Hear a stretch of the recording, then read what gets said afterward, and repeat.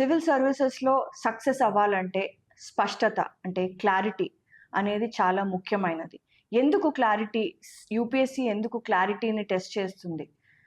ఎందుకంటే ఒక సివిల్ సర్వెంట్గా పనిచేస్తున్నప్పుడు ఎంతో వేల మంది ప్రజలతో మాట్లాడాలి.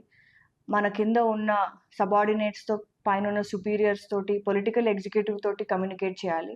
కేవలం నాలెడ్జ్ ఒకటే కాదు, కానీ దాన్ని ఎలా మనము కమ్యూనికేట్ చేస్తున్నాము అన్నది, స్పష్టతతో కమ్యూనికేట్ చేస్తున్నామా అనేది కూడా చాలా ఇంపార్టెంట్.